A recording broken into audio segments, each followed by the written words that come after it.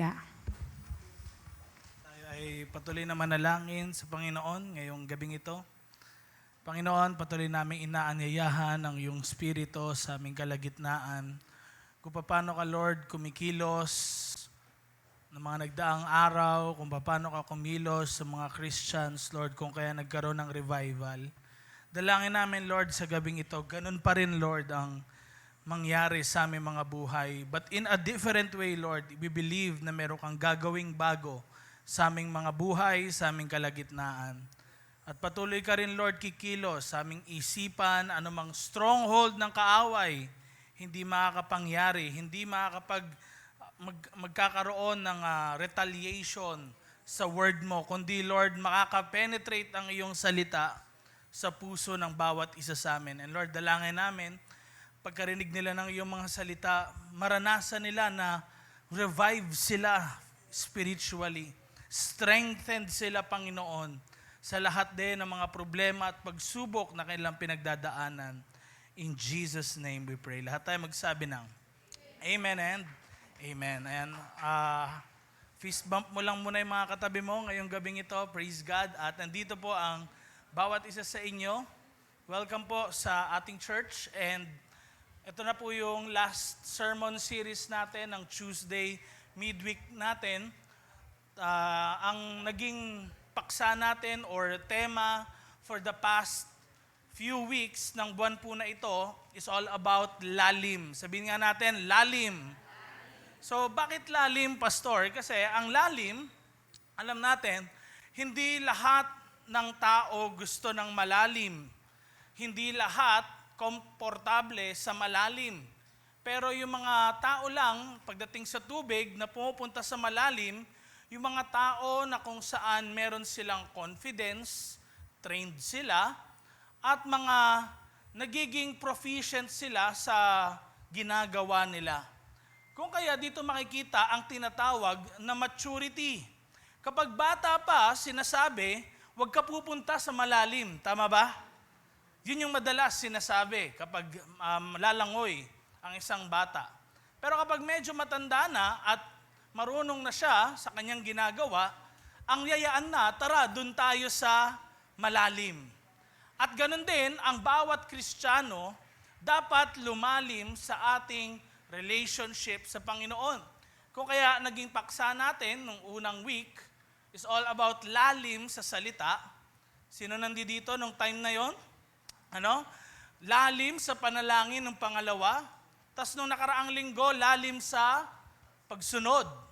At ngayon naman pong araw na ito, pag-uusapan natin kung paano ba tayo lalalim sa ating pananampalataya. Come on, say it with me, lalim sa pananampalataya. Ilang kaya sa atin dito, yung masasabi na lumalalim siya sa kanyang pananampalataya. At paano nga ba lumalim sa ating pananampalataya? Madalas, binabatay natin ang paglalim sa pananampalataya kapag matagal ka nang dumadalo sa church. Which is, sa totoo lang, hindi naman po yun totoo. Merong matagal nang dumadalo sa church, pero hindi pa rin malalim sa pananampalataya. Hindi po yan nakukuha sa dami ng nalalaman mo sa Bible. Kung hindi, ang paglalim po sa pananampalataya ng bawat isa sa atin, nakabatay po yan hindi sa mga bagay na nakikita natin, kundi nakabatay ito sa karakter o biyaya ng Diyos sa ating mga buhay. Kaya po, ang isang tao na kung saan lumalalim sa kanyang pananampalataya ay tao na nagsusurrender sa karakter ng Diyos.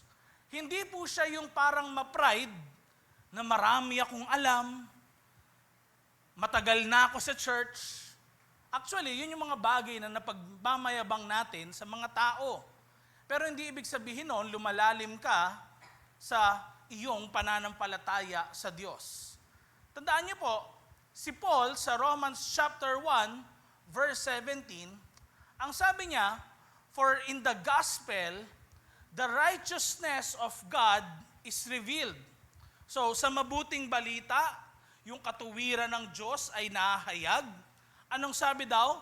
A righteousness, yung katuwiran, that is by faith. Say it with me, by faith. From first to last, just as it is written, the righteous will live by faith. In short, mga kapatid, ang paglalim sa pananampalataya, hindi mababase yan dito sa mga nakukuha nating, nalalaman nating topics weekly sa church, sa nalalaman natin sa Bible, kung hindi sa ating pamumuhay araw-araw na kasama ang Diyos. Maraming tao po nag-aakala na yung pananampalataya para lamang ito sa mga pagkakataon na nangangailangan tayo ng matinding himala sa buhay natin. Example, kapag may sakit ka, parang dun mo kailangan lang na meron kang faith. Iniisip natin kapag meron ka lang problema sa pera, dun mo lang kailangan lumakas yung faith mo at lumalim ka sa pananampalataya. O kaya pag naghahanap ka ng trabaho, dun lang sinasabi ng mga tao sa iyong, manalangin ka, manampalataya ka kay Lord. O kaya kapag imposible yung bagay na kinakaharap mo, dun lang. Pero sa Bible, makikita natin na ang pananampalataya pala, hindi ito emergency na pupuntahan mo lang, gagawin mo lang kapag kailangan. Sabi ni Paul, the righteous will live by faith. Pag sinabing living by faith, next slide please, tumutukoy ito saan? Namumuhay ka na merong pananampalataya. Amen? Pamumuhay ito. Hindi ito yung every Sunday lang. O kaya by faith kapag malapit na yung sahuran. Kasi dun yung time pag malapit yung sahuran, ubus na ubus ka na sa pera mo. Hindi po dun yung by faith. Araw-araw ang by faith. Amen? May kausap ba ako ngayong gabing ito? Mukhang kailangan talaga natin araw-araw may faith. Amen? Kaya, ang tanong sa atin, may faith kaya tayo kapag tahimik ang Diyos? Paano kapag hindi ina-answer ni Lord yung prayer mo? Ang feeling natin, hindi sinagot ni Lord. Siguro, kulang ako sa faith. Yun yung iniisip agad natin. O kaya naman, nananalangin ka, lagi kang present kapag prayer meeting. Aba, parang ang feeling mo, sasagutin na ni Lord yung panalangin mo. Kaya lang, marami ka ng times na nananalangin dito, tuwing Tuesday, perhaps na-discourage ka. Kasi bakit? Parang di naman ako lumalago sa pananampalataya. Yung prayer ko nga, di sinasagot eh. Di ko rin nararamdaman na nangungusap si Lord sa akin. Yun yung akala natin, na ibig sabihin na mayroong pananampalataya, yung sinasagot lagi yung panalangin mo. And paano kaya kung may nangyari na hindi inaasahan sa iyong buhay? Pag ba halimbawa may hindi maganda nangyari, kulang ka kagad sa faith mo. So, ito yung mga bagay na gusto kong linawin sa inyo sa gabing ito. Kasi ang mga Kristiyano, dumadaan sa iba't ibang pagsubok, hirap ng buhay, inaakala ng marami, kapag masama yung nangyayari sa iyo, kulang ka sa pananampalataya. Kapag may di magandang nangyari, hindi sinagot din ni Lord yung panalangin, inaakala ganun, na parang dun ba nababase yung pananampalataya natin? Na parang kapag kabaliktaran yung nangyayari sa mabuti, para bang ang feeling natin, iniwan na tayo ng Diyos o kaya parang hindi naman tayo lumalago sa ating pananampalataya. Pero gusto ko kayo encourage ngayong gabing ito, kung paano nakikita natin ang dagat. Kapag halimbawa, umilalim ka, anong nakikita nyo? Sa ibabaw, may ilaw pa. Tama po ba? Anong ibig sabihin nun? Mababaw pa. Pero, next slide, pag lumalim ka, ano yun? Dumidilim. Hindi na ganoon aninag sa'yo. Kanina, nung mababaw, nakikita mo pa lahat. Kita pa. Pag lumalim, dumidilim. Ganon din sa ating pananampalataya. Hindi po ibig sabihin nito, dapat manatili tayong mababaw, na laging ang walking natin by faith is kailangan nakikita ko talaga physically ko ano yung ginagawa ni Lord. What if hindi mo nga nakikita yung ginagawa ng Diyos? Pero may ginagawa pa rin siya. Amen? May ginagawa pa rin siya. And sa Bible, sa Hebrews chapter 11, makikita po natin ang mensahe dito sa mga Christians na nakakaranas ng matinding persecution. Meron po noon na mga Christians na kung saan nawalan sila ng ari-arian. Dahil, imagine niyo po, nagkakaroon talaga ng matinding persecution sa mga Christians, pinag-iisahan, yung isang Kristiyanong mabait. Sa sobrang bait niya, hinahayaan niya na hindi niya ginagantihan yung mga gumagawa sa kanya ng masama. Merong iba, dahil naging Christian sila nung time na yan, tinakwil na sila ng pamilya nila. Ito yung background ng sinusulatan ng Book of Hebrews na ito. May mga iba, inuusig dahil kay Jesus. Si Jesus yung pinaniniwalaan mo, sinumpayan, kaya ikaw rin, ganyan buhay mo, sinumpa ka din.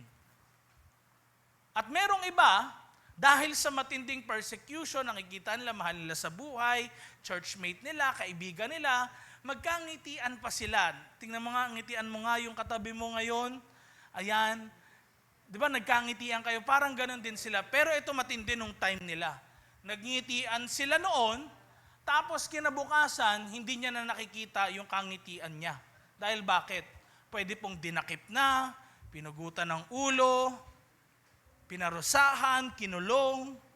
Ganun po yung nangyari. At ano ngayon gusto ng marami sa kanila?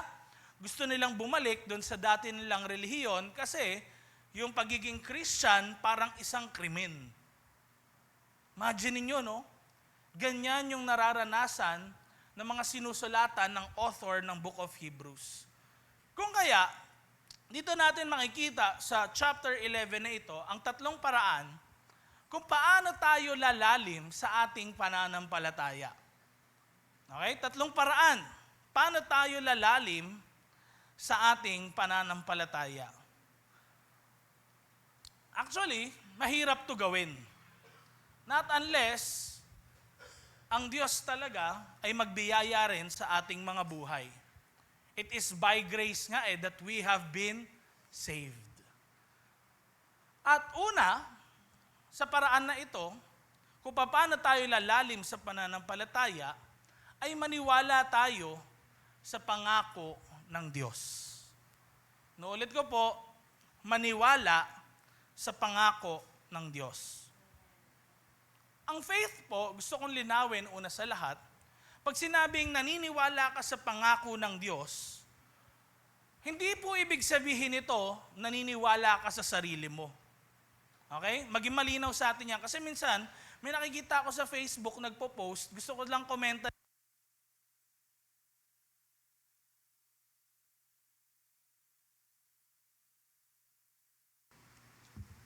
Hello?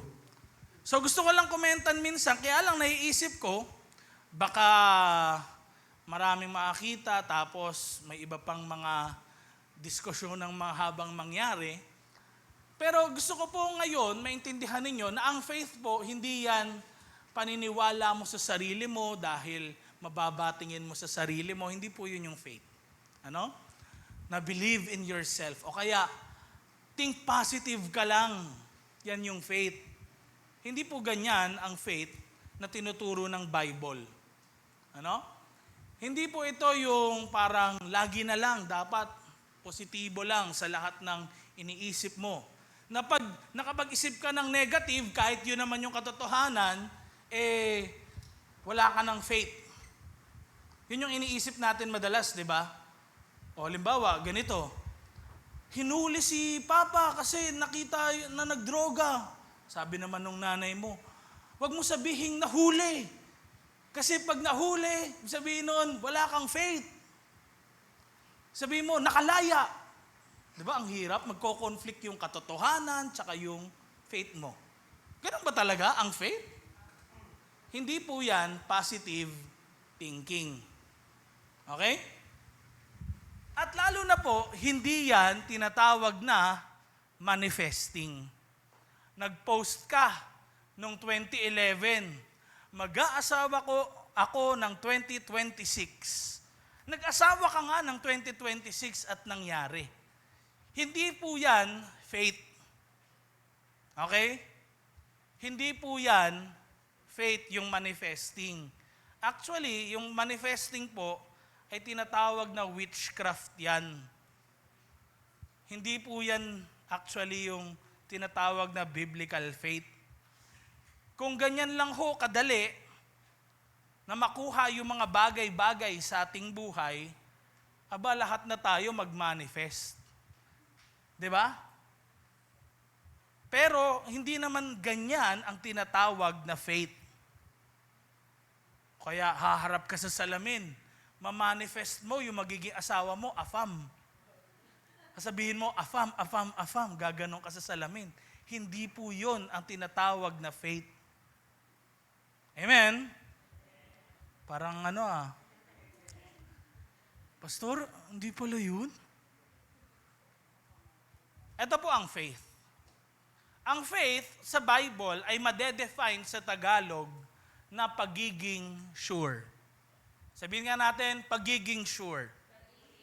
Or, sa English, confidence. Dito galing yung word na confide or fide. No? Faith yon. Kaya yung sinasabi, halimbawa, faith alone, sola fide. Yan, faith yon.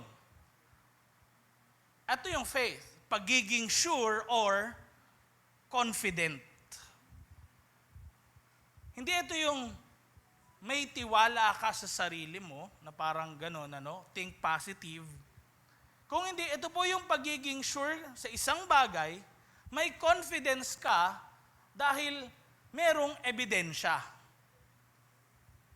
Paanong ebidensya? May proof na totoo talaga ang isang bagay. Hindi po ito isang bulag na pag-asa sa dilim. Na parang wala naman talagang ganon, pero umaasa ka. Wala naman talagang kayo, pero umaasa ka. Hindi po yun faith eh. Okay? Ulitin ko po, ang faith ay pagiging sure or confidence. Tingnan natin ang sinasabi ng Hebrews chapter 11 verse 1. At maintindihan niyo po ito unti-unti by God's grace. Tingnan niyo po, ano sabi? Faith, sabayan niyo po ako sa pagbasa please. Faith, ito yung pagiging sure sa mga inaasahan nating mangyayari. At pagiging sigurado sa mga bagay kahit hindi pa nakikita. Pastor, paano yun? Paano ang isang bagay magiging sigurado tas hindi mo pa nakikita? Alam ko yan din yung tanong nyo, Tingnan niyo po ito ngayon, para maintindihan natin, hindi kasi natin siya nababasa sa kung ano yung original niyang pagkakabasa. Ito po, next slide, yung pagkakabasa sa kanya sa original. Tingnan niyo faith. Ito daw yung pagiging sure. Ano yung pagiging sure? Hypostasis. Say it with me. Hypostasis. Okay? Next slide. Ang kausap po ni Paul, sabi nila si Paul daw yung naggumawa niyan or si Peter, Book of Hebrews. Pero yung author nito ng Book of Hebrews, ang kausap niya, marunong tong mga taong ito sa business, alam ng mga tao yung tungkol sa transactions, yan. Sa ancient Greek business daw, pag bumili ka ng lupa, merong legal na dokumento na nagpapatunay na ikaw talaga yung may-ari nun. Sa panahon natin, anong tawag doon? Titulo. Di ba? Sabi nga nila, may napanood ako, isang reel. Sabi niya, hindi naman ako manghihingi ng pera, papel lang hihingin ko, titulo. Sabi nilang ganon. Ang titulo po, yan yung mismong word na ginamit kung ano daw yung faith. Yung hypostasis na yan. In short, ganito siya, no? Next slide, please. Kung bibili ka ng bahay, hindi mo pa nakikita, hindi pa nagagawa yung bahay at lupa. Pero meron ka ng kontrata. Meron ka ng titulo. Hindi mo pa nakikita gaano kalaki yun, anong itsura nun, pero dahil meron ka ng kontrata, regardless kung nakita mo man o hindi, sa'yo yun. Nagigets natin? Patunay yun. Sa'yo talaga yun. Mangyayari yun. Nakuha po natin? Alam ko, magkakabahay din kayo. Ayaw nyo ata. Magkakabahay din kayo. Amen? At magkakaroon din ng hypostasis. Na makukuha nyo ngayon, okay, may confidence na ako na akin yung bahay na yun. Kahit di ko pa nakikita. May evidence na tinatawag. Bakit evidence? Kasi ang faith po natin, hindi yan yung walang nagpapatunay. Walang parang mapagkakatiwalaan. Parang nagtiwala ka sa wala. Kung hindi, merong mapagkakatiwalaan na nangako sa'yo. Kaya ka nagtiwala. Example, merong isang tao, siya yung gumawa ng silya. Bawa, yung silya na inuupuan mo na yan. Siya yung gumawa nun. Tapos sabi niya, alam niyo itong upuan na ito, 200 kilograms, kayang-kaya niya. Pinakita niya sa'yo, umupo siya, nagpaupo siya ng 200 kg, hindi nasira yung upuan. Tapos, ganito nangyari. Binili mo yung upuan. Ngayon, ikaw na 100 kilograms lang, umupo ka ngayon. At try nyo nga ngayon sa upuan na yan, sumandal talaga kayo, ibigay nyo yung weight nyo sa upuan na yan. Come on, sige kayo, sandal nyo. Ayan, ano? Tignan nyo paano mo nasabi ngayon na yung pagsandal mo na yan, hindi ka babagsak? Na makakaya ka ng upuan na yan. Ano naging pruweba mo? Kasi sabi nung lumikha, kaya ka niyan. Kasi nakita mo rin na kinaya. Yung iba. Nakuha natin? Nakuha natin. Ngayon, ito yung sinasabi ng sumulat. Si God, na lumikha, owner ng lahat, mapagkakatiwalaan. Amen? Siya yung creator of the universe. Ang evidence kung bakit natin siya mapagkakatiwalaan sa ating buhay, sabi ni Dr. John Lennox, siya po ay isang professor sa Oxford University, sa United Kingdom. Pwede niyong i-follow siya sa YouTube niya. Matanda na po siya, magna 90 years old na po siya, no? Alam ko, nasa 86 years old na siya. Hanggang ngayon, nakikipag-debate pa rin siya sa maraming mga atheists. Siya po ay mathematician at theologian. Si John Lennox, ang sabi niya, ang faith daw, hindi pwedeng walang evidence. Kasi, kaya nga tayo may faith, kasi may evidence. Ano yung evidence? Ang sabi niya, evidence daw means, when you look at history, pag tumingin ka sa kasaysayan, sa nangyari sa mga tao noon, na ikwento sa iyo noon, when you look at the universe, Roy nyo, tingnan natin yung sun, moon, stars, bakit kaya sa ating solar system, so far, dito lang yung may tao. Bakit kaya napaka-perfect ng Earth para mabuhay tayo? Ang complex din ng design. Kung galing lang tayo sa bato, tapos nag-transform throughout the years, pag tinignan natin observational science, ang isang bagay na magulo, hindi pwedeng umayos talaga siya kung walang mag-aayos. Sa totoo lang nga, ang hindi naniniwala sa Diyos, naniniwala sila na ang walang buhay magkakaroon ng buhay. Tayo naniniwala na ang buhay, magkakaroon lang ng buhay kung meron nagbigay ng buhay. Amen? And that is why dun papasok si God sa creation ng universe. Ang ipo-ipo, pag dumaan sa isang bahay, nasira yung bahay, hindi naman yan yung pagdaan, gawa ulit yung bahay. Saktong-sakto. Nung dinaanan ng ipo-ipo, nawasak, tas nabuo ulit. Walang ganun.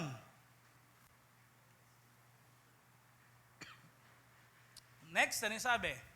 And look at how God changes human lives today. Na ang daming evidence na may Diyos. Sa history, sa universe na ginagalawan natin, na mayroong creator talaga, may designer talaga.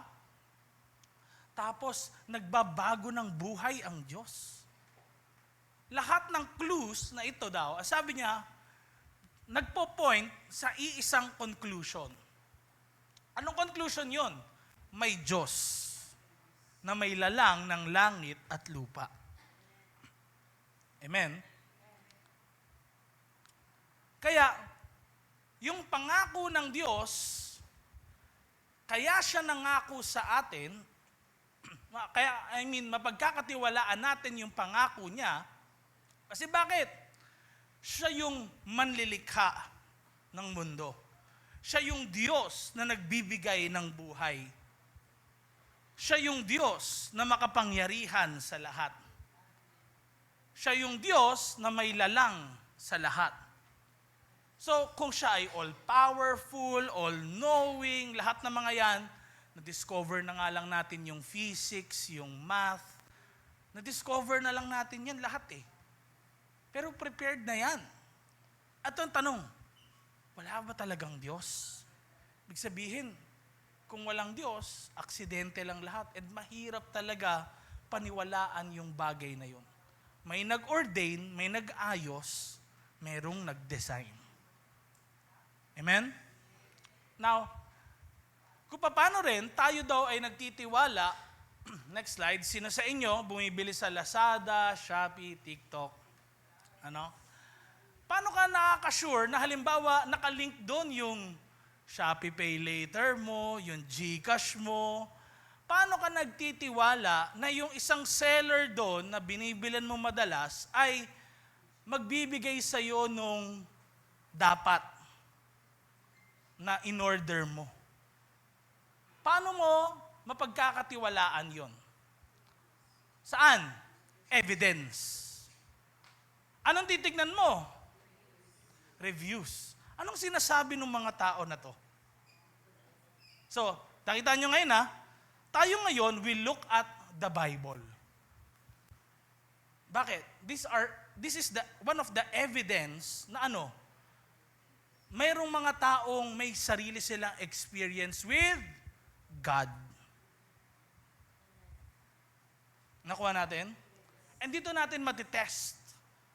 Merong iba dyan, bot lang.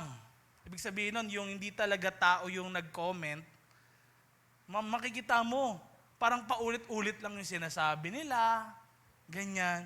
Merong iba talaga, Filipino talaga yung kung magsalita sila. May picture pa. Merong mga totoo talaga. So sa evidence, doon makikita. Tapos may nakalagay pang trusted seller. Certified. Nakuha natin? Recommended pa mismo nung mismong application. Ngayon, pag pumunta sa'yo, dahil nakalagay din doon, guaranteed return. Kampante ka. Na kapag dumating nga, hindi okay, may babalik mo. Sa una, may kaba ka, di ba? Pero nagtiwala ka. Tapos nung halimbawa, yung mga sumunod, hindi mo rin nagustuhan, na-return mo, nabalik yung pera, ano nangyayari? Nabubuo na ngayon sa'yo yung tiwala, yung confidence. Kasi bakit? Yung evidences, nagpa-pile up, dumadami, at talagang kumbinsido ka talaga na yun ay totoo. Nakuha natin? Kaya tignan nyo, no? Ang journey dito sa Book of Hebrews ng mga tao na nabanggit dyan, ay journey po yan na kung saan talagang nananampalataya sila sa Panginoon. Araw-araw, dinadala sila palalim ng palalim. Sabihin nga natin, palalim ng palalim. Kaya tingnan niyo sabi, pagdating ng verse 3 dyan, actually di ko dyan pinakita yung verse 3, pero gusto kong basahin na lang sa inyo sa New International Version. Sabi, by faith we understand that the universe was formed at God's command. So, binanggit dyan na ang sandaigdig daw ay nalikha ng ating Diyos na buhay. Kaya tingnan natin, yung mundong ginagalawan na lang natin. Anong sinasabi nito? Sinasabi ba nitong may Diyos talaga na kayang lumikha? Kayang mag-ayos ng mga bagay-bagay? Mabibilog yung buwan. Ba't kaya ang buwan hindi spiky? Ba't kaya bilog na bilog? Paano kaya yun? Hindi, sa totoo lang, nagwa-wonder din ako na kung ang buwan daw pala, kahit 1 inch lang lumayo sa earth, magkakaroon ng pagbabago sa temperature natin. Sabi ng science yun. Pero dito natin makikita how God moves sa kalawakan, sa paligid natin, at sa ating mga buhay. Kaya, dito unti-unti, si Abraham sa Bible din ay naging example sa Hebrews chapter 11. Alam niyo po, hindi naman siya talaga agad-agad sumunod sa Diyos. Pero nung siya ay 65 years old, doon lang siya nagsimula.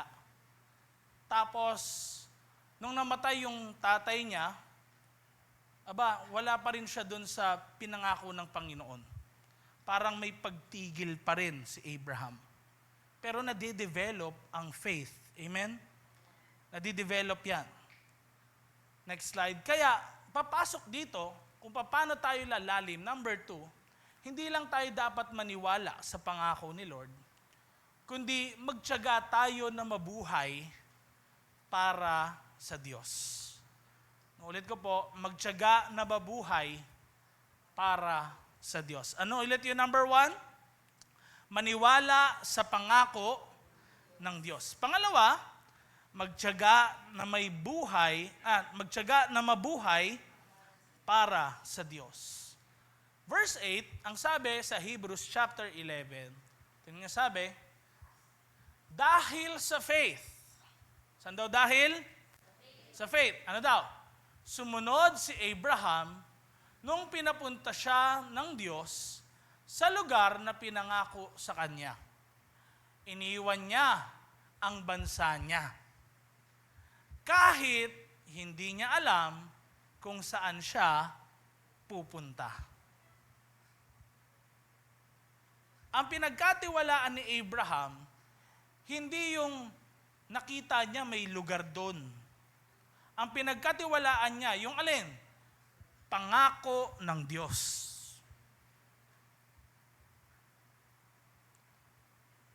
Sa atin, yun nga nangyayari.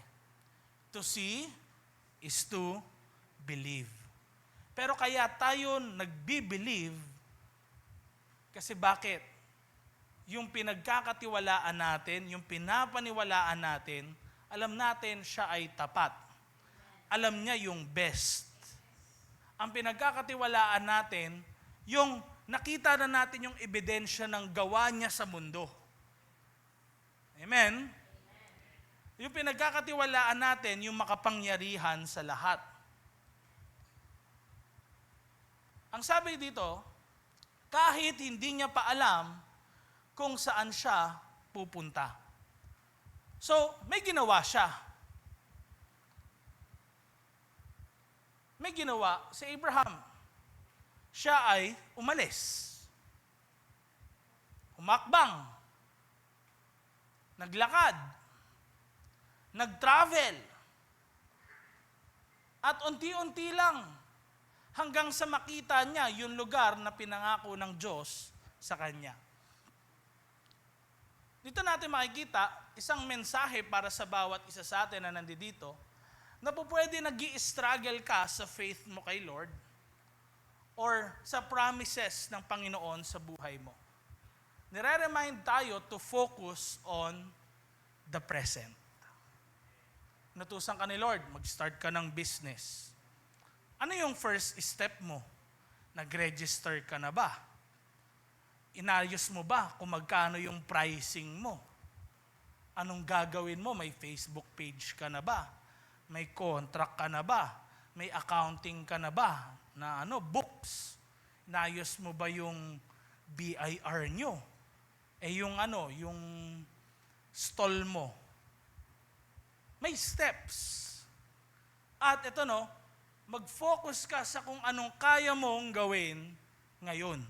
Kasi sometimes ganito, yung pangako ni Lord, hindi kayong maghihintay pumunta sa iyo. Kailangan may gawin ka at makikita mo. Amen?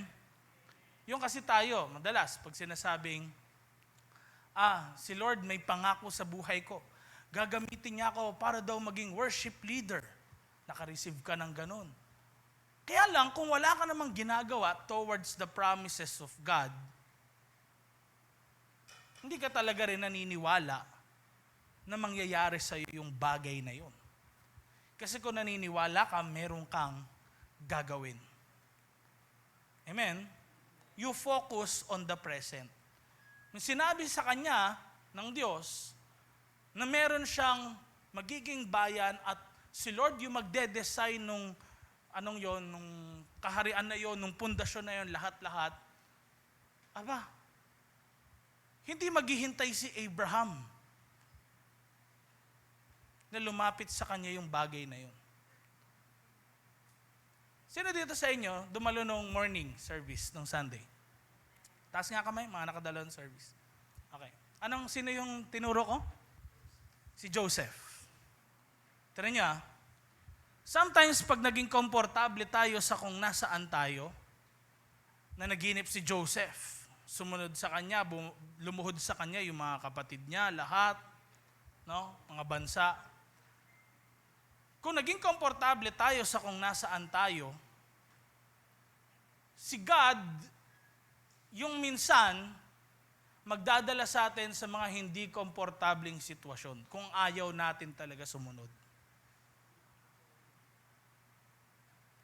And tingnan nyo, dumaan si Joseph sa betrayal, kapatid niya mismo, hardship, nakulong pa sa paggawa ng tama, hanggang sa marating niya yung pangako ng Panginoon. Sometimes, pag naging komportable tayo sa pagmamahal ng family natin, leader natin, ayaw mong umalis kahit sinesend ka na, pwedeng dalhin ka ni Lord talaga sa difficult situations or challenges ng buhay mo. Si Abraham, alam niyo po sa story niya, pag binasa niyo talaga sa Book of Genesis yung story, dun sa lugar ng tatay niya, nag-stop over pa sila sa taas ng Kanaan. Dahil gusto ng tatay niyang tumira dun sa Haran. Tapos, ano nangyari? Doon namatay yung tatay ni Abraham. Kasi bakit? Nag-decide kasi si Abraham, sumunod sa tatay niya na mag-stay doon. And sometimes ganun. Pwedeng may tatanggalin talaga si Lord sa buhay mo kapag ayaw mong sumunod sa Kanya. Doon mo na lang marirealize, dapat sumunod na ako. Kaya focus kung anong kaya mong gawin ngayon. Amen? Parang flashlight. Nabanggit ko na to before. Pero Psalms 119, verse 105. Your word is a light unto my feet and a light unto my path. Pag meron kang ilaw, flashlight, hindi naman kita mo kaagad hanggang dulong-dulo. Pero kung may ilaw ka, ano nakikita mo lang? Kung ano yung dadaanan mo. So, wag mong i-concern ngayon yung sarili mo dun sa mangyayari talaga na after 10 years, after ganito, may ma-foresee ka man, may pangarap ka man, pero sabihin ko sa iyo, yung pangako ng Diyos, yun pa rin yung magpe-prevail. Ngayon, mangyayari yun, depende sa kung anong gagawin mo ngayon. Pangako ni Lord sa iyo, may na-receive kang prophecy, magiging revivalist ka, pastor, worship leader, makakapag-compose ka ng mga songs, pero kung wala ka namang ginagawa in the present, wag mong concern, paano mangyayari yun? Paano kung makapag-produce ng album? Hindi, ngayon pa nga lang, di ka pa nagko-compose eh. Di mo pa nga inaaral, paano ba gumawa ng verse 1, chorus, bridge? Paano ka dadali ni Lord doon?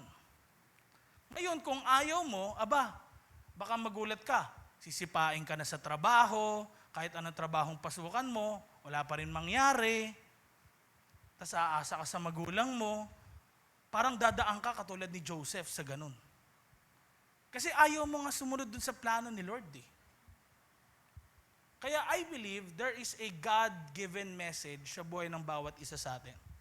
And kapag hindi tayo nag-decide na sumunod, not necessarily hindi magiging maganda buhay mo, pero may hardship ka rin talagang matinding pagdadaanan.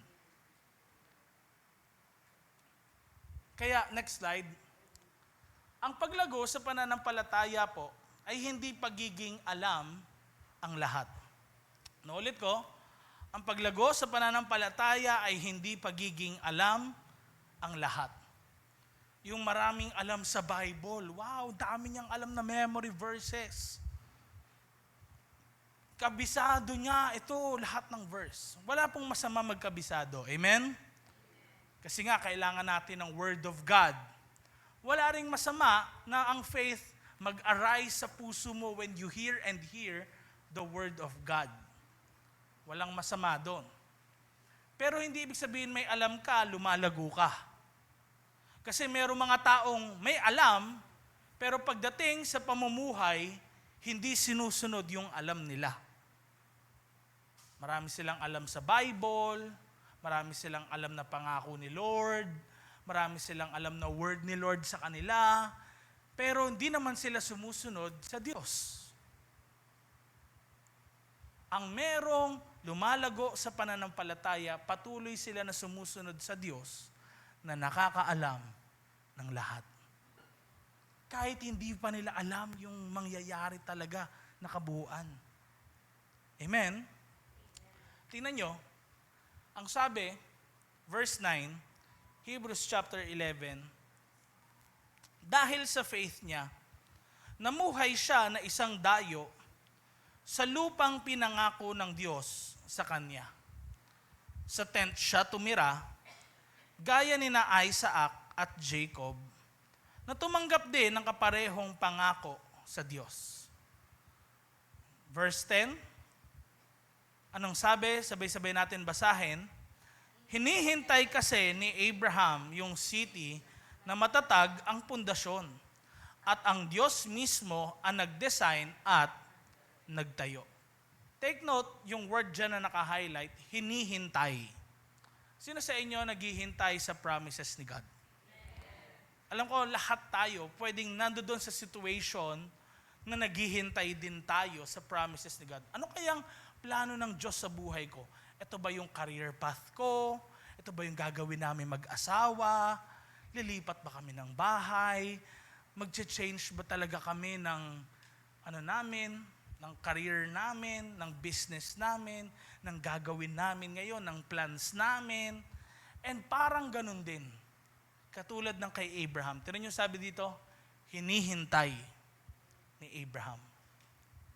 But, let me tell you, ang righteous, sabi ni Paul, will live by faith. Si Abraham, tinawag siya na man of faith din in the Bible. Ang sabi ngayon, hinihintay ni Abraham na mangyari yung pangako ng Diyos. Ito yung isa sa pinakamahirap mangyari o gawin natin sa ating buhay. Maghintay. Kasi bakit? Nakakainip, matagal, madaming process, pwedeng may mangyaring di maganda, maganda man, kaya lang, ang tagal. Sometimes dyan ka kakamot ng ulo. Sometimes dyan yung time na, sinasagot ba talaga ni Lord yung prayer ko, yung pangako niya sa akin, talaga mangyayari pa kaya? Diyan din yung time, actually, ito no, na pwede pangunahan mo si God sa plano niya. Naulit ko diyan din yung time na pwedeng may testing talaga si God. Kaya tignan nyo, nagkaroon siya ng anak, bukod kay Isaac, sino yon? Si Ishmael. At yun yung naging problema niya sa family rin. Kasi pinangunahan niya si God. Pero habang naghihintay ka, na nagtatrust ka kay God, hindi ibig sabihin nun, wala nangyayari, walang pananampalataya. Tandaan nyo to, ang paghihintay ay hindi kawalan ng pananampalataya.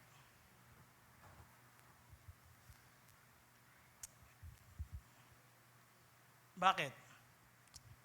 Kailangan kasi natin, pangatlo, para tayo lumalim sa pananampalataya ay maghintay sa pangako ng Diyos.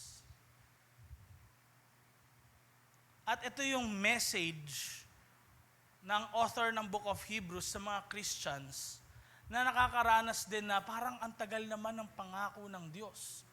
Sabi, ililigtas kami. He will wipe the tear from our eyes. Yung justice ni God, ito yung magpe-prevail. But kung ano yung masama, siya pa yung binibless ni Lord. Samantalang kaming gumagawa ng mabuti, mas lalong napapasama. Ang hirap maghintay kapag ganun. Amen? Pero dito, matitest yung faith. Kasi bakit?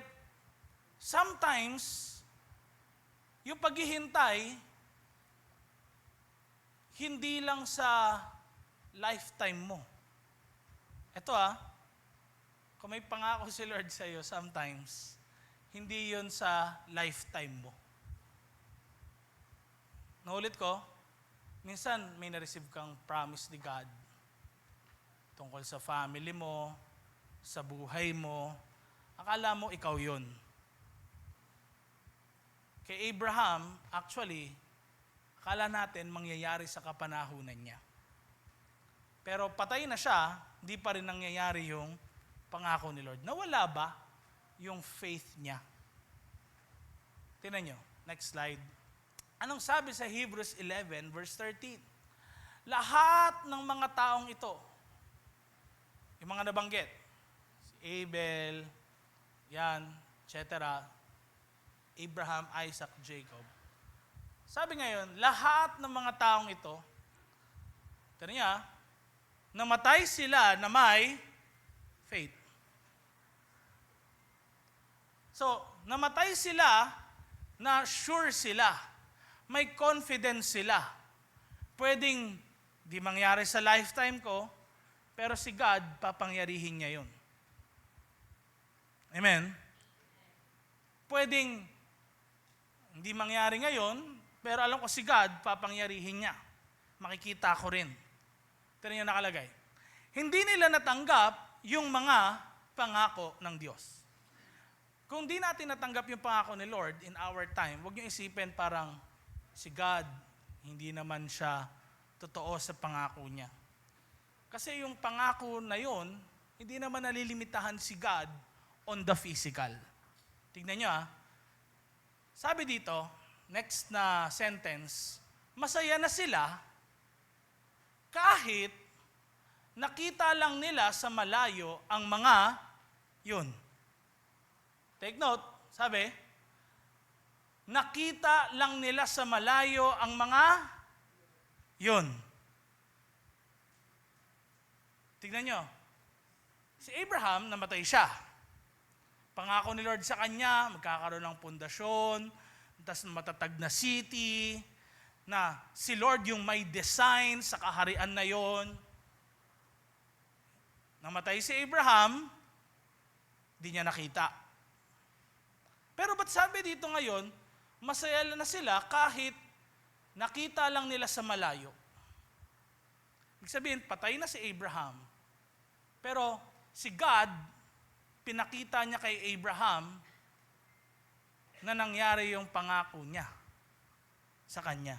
Tingnan niyo sabi ngayon, last na sentence. Tanggap nila na mga, ano daw?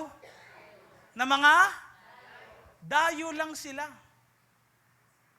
So hindi sila taga dito sa lupa. Kaya malayo nila nakita dahil kasama si God, nakita nila, pinakita ni Lord din sa kanila, yun ang nangyayari dito sa lupa. Na nangyari yung pangako ng Diyos sa kanila. So, in short, kung inakala natin ang endpoint ng plan ni God dito sa lupa, nagkakamali tayo. Kasi may pupuntahan tayong place na pangwalang hanggan. Tara nyo, kay Moses din, dadalin siya sa promised land. Namatay si Moses, hindi siya nakapasok ng promised land.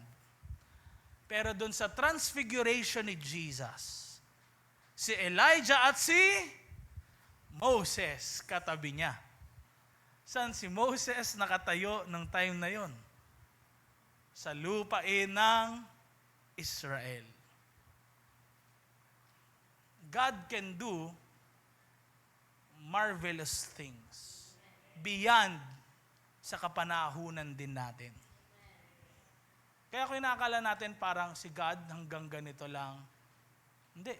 Mas makikita natin kung ano talaga yung pangako niya sa ating buhay. More than this. Kaya kung nakikita mo, Pastor, parang nakaka-discourage, meron akong mga promises ni God, hindi nangyari ngayon sa lifetime ko, matanda na ako ngayon. Sabihin ko sa'yo, hindi dyan natatapos yun. Di man mangyari sa kapanahunan natin, pero si God yung mag-o-ordain. Amen?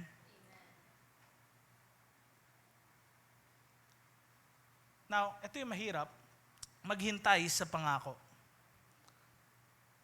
Mensahe po sa Book of Hebrews, yung faith, hindi lamang ito para sa mga nakatanggap ng himala, pero para rin ito sa mga patuloy na nagtitiwala kahit wala pang himala. Yung faith, hindi lang ito sa mga nakakaranas, nakakatanggap ng miracles. Maganda naman yun, may signs, wonders, and miracles. But for some, sa totoo lang, akala kasi natin ganun parang pag nagpagaling si God sa isang tao, dapat lahat gumaling. Some people, hindi na sila nakakaranas ng paggaling. Pero hindi ibig sabihin nun, hindi na sila mahal ni God, o wala nang mangyayaring paggaling sa kanila. Kasi some people, kahit sa Bible, si Timothy nga sinasabihan ni Paul na uminom daw ng alak. Na at that time, yung alak nakakapagpa-regulate ng nararamdaman na sakit. Kasi nga, wala pang medicine at that time na talagang katulad ngayon. Tingnan nyo, ba't hindi tinatanggal ni Lord yung sakit na meron si Timothy, si Paul din, may tinik sa laman? Ba't hindi tinatanggal ni Lord yung mga ganun? Kasi sometimes, marirealize natin na kapag walang himala, dun matitest yung faith din natin. Kala lang kasi natin yung faith nasa highs lagi. Di ba? Ay, kaya malakas yung faith niya, no? Nung pinag-pray, gumaling. Di ba? Ganun nangyari. Nag-pray, gumaling. Lakas siguro nung faith nung nag-pray at saka nung pinagaling. Pero pag pinag-pray, tas di gumaling, madalas sinasabi yung may fault, yung may sakit, kulang daw sa faith. Tama ba? Pero sa totoo lang, pwedeng may faith ka naman eh. Pero hindi nga lang kalooban ni Lord. And doon matitest kung magtitiwala ka pa rin ba sa Kanya. Tingin nyo ba si Abraham walang faith kaya hindi nangyari sa kapanahunan niya yun? Pangako ni Lord? Hindi. Kasi katulad din niya ng mustard seed. Nung si Jesus, tinanong tungkol sa faith, nilarawan niya ang faith bilang isang mustard seed. Maliit, pero alam niyo po ba, ang mustard seed, in 3 months, tinanim mo ngayon, in 3 months, tumataas kagad ng 3 hanggang 6 feet. 3 months. Ganun yung mustard seed. Pwedeng maliit, pero pag tinanim mo yan, pag diniligan mo, pag kinultivate mo, may mangyayaring dakilang bagay. Di mo man nakikita sa ngayon kung anong ginagawa ni Lord, pero lalago yan. Tatatag yan. Amen? Next slide. Kaya, minsan, yung paghihintay, ito yung pinakamataas na anyo daw ng pananampalataya. Kasi dito ka talaga walang nakikita. Dito walang nangyayari. Yun yung madalas, tinatalo na ng marami. Napapawaw ang marami. Pag may gumaling, pag may talagang pagkilos na matindi sa kanilang buhay, doon. Pero what if wala nangyari? Patuloy pa rin kaya yung pananampalataya mo? Doon matitest eh. Kasi bakit? Pag nasa malalim na, wala nang makikita. Madilim. Hindi mo alam kung anong nasa paligid. Pag nasa ibabaw, may kita pa. Pero what if ang sikip-sikip, ang hirap huminga? Dito matitest ang faith natin. Katulad ni na Abraham at ng mga mananampalataya sa Bible, kung dumaan man tayo sa testing at tayo ay nagpapatuloy sa Panginoon, dito makikita na lumalalim ang pananampalataya mo talaga. Amen? At kung ikaw, merong in-answer si Lord na prayer sa iyo, walang masama doon. May nag-miracle si God sa buhay mo, sa buhay ng family mo, praise God doon. Pero kung dahil doon ka lang may faith, at kapag wala nang ginagawa si God, parang ang hirap ng sumunod, doon natin masasabing pwedeng mababaw yung pananampalataya mo. Pero kapag kahit walang nangyayari, nagtitiwala ka pa rin kay God, doon makikita ang paglalim ng pananampalataya mo. Amen? Kaya pag-attend natin sa service, sometimes, sa totoo lang, hindi naman all the time iyakan sa church. Tama ba? Hindi rin all the time yung parang feel na feel mong mag-worship. May time talaga, honest lang, di ba? May time talaga parang gusto mo na mataas kamay mo pero di mo mataas kasi ang bigat din ang pakiramdam mo deep inside. Parang minsan, gusto mong umiyak pero walang luhang lumalabas. Sometimes ganun tayo sa harapan ni God. Pero alam nyo, sa gitna ng iyon, kung patuloy ka nagtitiwala na may gagawin ang Diyos kahit napaka-imposible sa tingin ng iba. Pero sa iyo, alam mong may gagawin pa rin ang Diyos kahit walang nangyayari, kahit hindi natin nakikita, yun yung sinasabing palalim na pananampalataya. Kaya tignan nyo, ang early church, kahit napakaraming persecution, hindi sila madaling nabubunot. Akala ng iba, pag napapersecute, hindi na lalago. Lumago ang early church. Kaya ito, no? Next slide. Kapag malalim ang pananampalataya mo, hindi ka lamang nananatiling nakatayo sa gitna ng bagyo. Ano yon? Sabay-sabay natin basahin. Natututo kang sumamba kahit nasa gitna pa rin ng bagyo. Matindi yung pagsubok mo, pero dumadalo ka pa rin, lumalapit ka pa rin kay Lord, diyan makikita yung pananampalataya mo. Amen? Kaya, kung ang isang tao may blessing, tapos malayo siya o wala siya sa gawain ng Panginoon, doon nakakapagtaka honestly. Bakit yung blessing hindi nakapaghikayat sa kanya na mas lalong maging malapit sa Diyos? May problema. May napakalaking problema. Pero kung yung problema mo, kahit may problema ka, mas lalong napapalapit ka sa Diyos, kapatid, lumalalim ka rin. Amen? Katulad ng early church. Kaya gusto kong encourage kayo.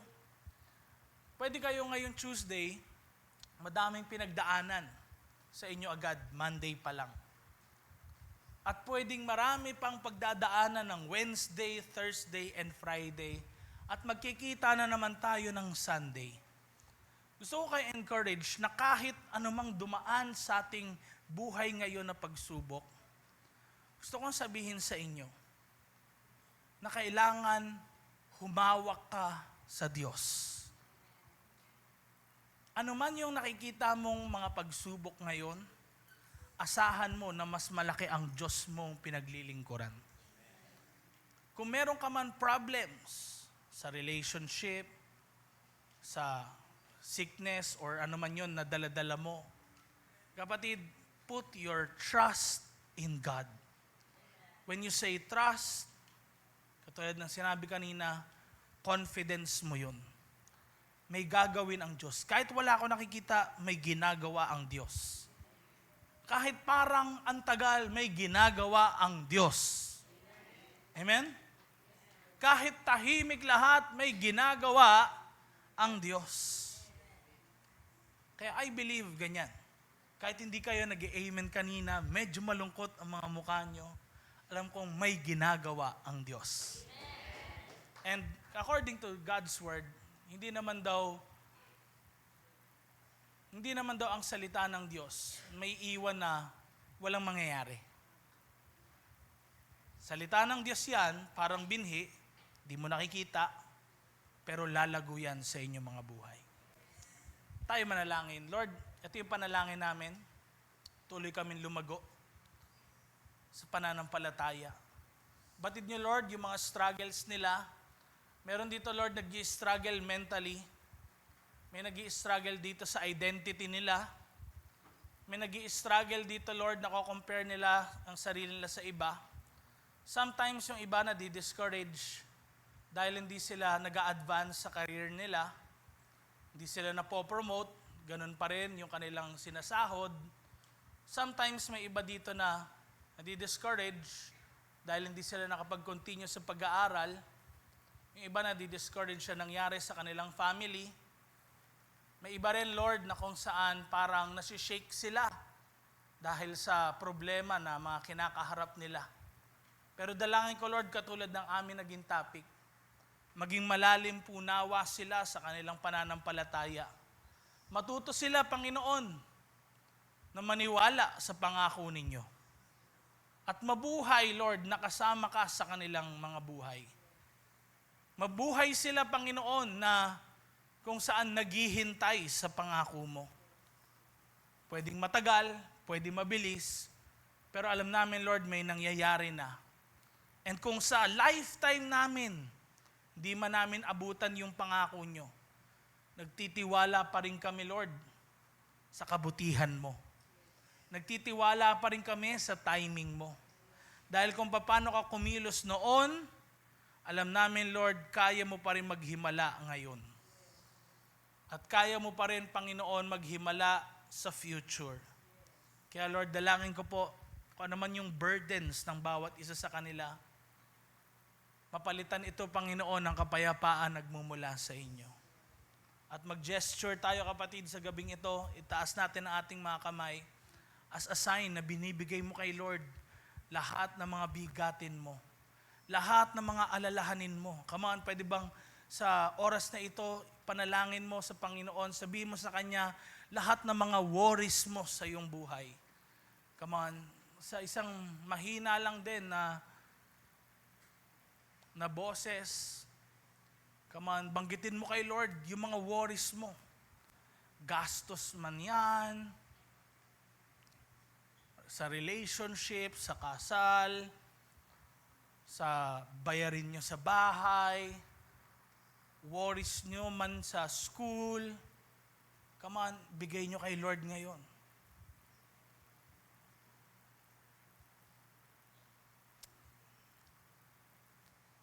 Yes, Lord.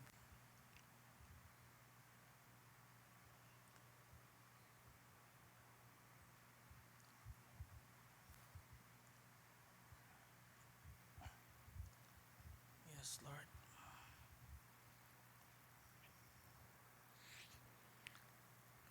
Lord, katulad na nangyari kay Elijah, nang siya ay nasa kuweba, nakarinig siya ng isang bulong at nandoon ka sa silence. May iba sa kanila, Lord, wala pa ring answered prayer. Tahimik ka pagdating sa mga questions nila. Tahimik ka pagdating sa mga nangyayari sa kanilang mga buhay. Pero Lord, nagre-remind yun sa amin din na kasama ka namin. Katulad kay Joseph, feeling niya parang, talaga Lord, nasa prison siya at that time. Pero maraming beses na naisulat, Genesis chapter 39, and the Lord was with Joseph. Lord, we believe then. Kung nakakaranas man ang bawat isa sa amin dito na parang routine na lang, paikot-ikot na lang, parang nakakulong lang ang kanilang mga buhay, parang hindi sila makalaya sa sitwasyon nila. Lord, maramdaman nila yung presensya mo na sila kasama kanila, Panginoon, sa kanilang mga buhay. In Jesus' name. Lahat na nananampalataya ay magsabi ng Amen and Amen.